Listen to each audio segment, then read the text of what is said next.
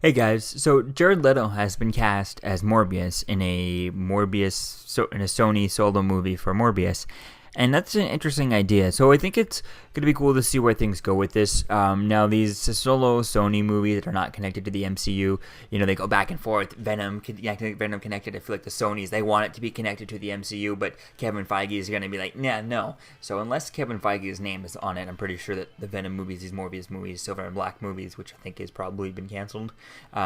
But these solo movies are probably not going to be connected to there. Now they could not. They could be said. They could do one of those movies where they put it somewhere and it goes off and it does very well.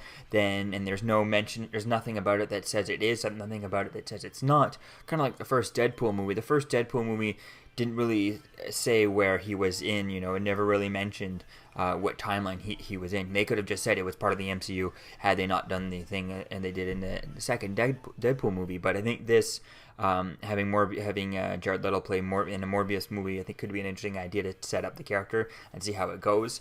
And then if they decide to bring it in, they could always bring it in later on. But I feel like it's not going to. I mean, it's Sony. It's not really going to be that good or anything. But we'll see. I think the casting of Jared Leto as Morbius is going to be quite interesting to see. It's going to be quite good. He's a good actor and all that stuff. It's just don't trust Sony with this stuff, and it's like, why waste time making a movie like this that's not in the MCU? Why not wait and put him in, do it with a Spider-Man, do it properly, do it exactly in the comic books, word for word, take the first appearance of Morbius and have that be the script, the comic book, word for word. That would be awesome. That's the way I would have them do these movies, but Marvel seems to be doing it just very well on their own, so it's going to be cool to see where things go with this, see how things kind of turn out. Jared Leto did post it online, his picture of that on his Instagram. Morbius, the living vampire, the man called Morbius. So it's really going to be cool to see where things go with that and how they play with it.